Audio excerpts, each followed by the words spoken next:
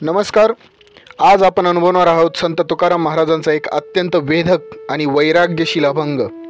हा अभंग एक आध्यात्मिक क्रांती आहे. संसाराच्या मोहातून पूर्णपणे विरक्त झालेल्या संताची हाक, एक साधक, एक पत्नी, एक समाजातील स्त्री जिचे प्रेम आता परब्रह्माशी एकरूप झालेले आहे.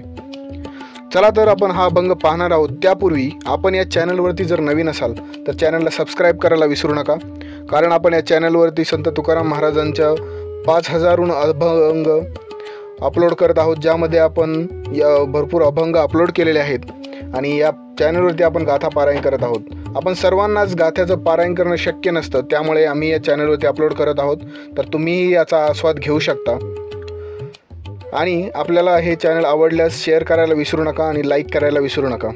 तर प्रथम आपण या व्हिडिओमध्ये अभंगाचं वाचन करणार आहोत, त्यानंतर अभंगाचा शब्दशः अर्थ पाहणार आहोत आणि त्यानंतर प्रत्येक चरणाचा अर्थ आणि प्रत्येक चरणावरती विवेचन करणार आहोत.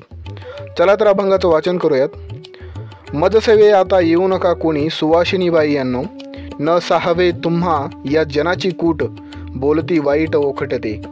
तुका म्हणे झालो उदास मोकळ्या, विचारो गोवळ्या सवे आम्ही. चला तर आपण या अभंगाचा शब्दशः अर्थ पाहूयात. मजसेवे आता येऊ नका कोणी, म्हणजेच आता माझ्याजवळ कोणीही येऊ नये. पुढे सासूरवाशिनी बाईयांनो, म्हणजेच सासरी नांदणारे स्त्रियांनो, हे स्त्री रूपक वापरून संसारात अडकलेल्या जीवाशी संबोधन आहे. याला शब्दशः घेण्याचा काही कारण नाही आहे. महाराज या ठिकाणी स्त्री रूपक वापरून संसारातल्या अडकलेल्या जीवाला संबोधन करत आहेत. न साहवे तुम्हा या जनाची कूट, म्हणजेच महाराज म्हणतात मला सहन होत नाही तुमचं लोकांचं कारस्थानी वागणं. बोलती वाईट ओखटते, लोक फार वाईट बोलतात, निंदा नालस्ती करतात. तुका म्हणे झालो उदास मोकळ्या, म्हणजे महाराज म्हणतात मी आता पूर्णपणे विरक्त झालेलो आहे, मला या वाईट बोलण्याचं काहीही वाटत नाही. विचारो गोवळ्या सवे आम्ही, म्हणजे आणि मी आता गोविंदाच्याच संगतीत रमलेलो आहे. चला तर आपण अभंगाच्या प्रत्येक चरणाचं विवेचन करू.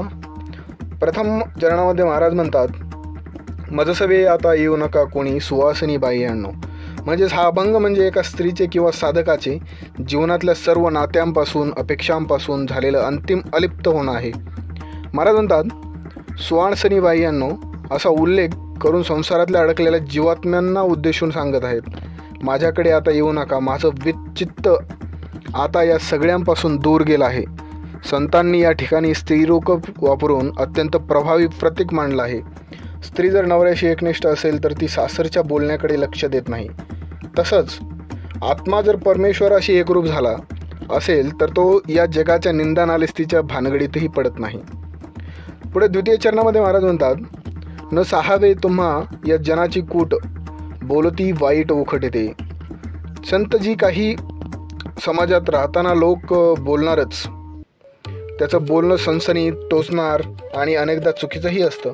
जेव्हा कोणी भक्त किंवा साधक घर, समाज, परंपरा, नाती यांच्या पलीकडे जाऊन ईश्वराशी एकरूप होतो, तेव्हा त्याच्यावर आरोप होतात, शंका घेतली जाते, अवहेलना केली जाते. जसं मीराबाईवरही तसंच झालं, जसं तुकाराम महाराजांबरोबर झालं. लोक म्हणत हे तर आपले संसाराची जबाबदारी झटकून भजनात रमले, हे काही योग्य नाही. पण जे आत्म्याचं थेट ब्रह्माशी मिलन करतात त्यांनाही जगाचं बोलणं नकोसं वाटतं आणि याचा काही परिणामही होत नाही. पुढे तृतीय चरणामध्ये महाराज म्हणतात तुका म्हणे झालो उदास मोकळ्या, विचारो गोवळ्या संग आम्ही. महाराज म्हणतात की आता मी पूर्णपणे विरक्त झालेलो आहे. संसार, नातेसंबंध, लौकिक, मान सगळं संपलेलं आहे. आता माझं मन गोविंदाच्या सहवासात आहे. मी आता त्याच्या प्रेमात हरवून गेलो आहे. माझा प्रत्येक विचार त्याच्या गतीत आहे. याला निर्लेप वैराग्य म्हणतात. म्हणजेच जिथं आपण देह, समाज, परिवार सगळ्यांवरून उतरून फक्त परब्रह्म्याशी असलेलं नातं उरतं.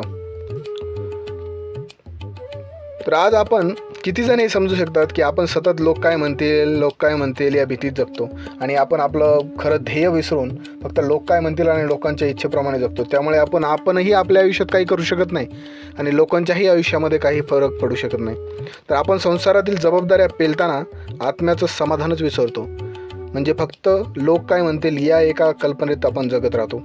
परंतु संत आपल्याला सांगतात की कधीतरी या जगाच्या साखळ्या तोडा, प्रेमात लीन व्हा, भक्तीत, नामस्मरणात, साधनेत लीन व्हा, आपल्या ध्येयाप्रती एकनिष्ठ व्हा, आपल्या ध्येयाला अचीव करण्यासाठी त्यावर काम करत राहा. तेव्हाच खरी मोकळीक, खरी स्वतंत्रता आणि खरा शांत आत्मिक आनंद मिळतो.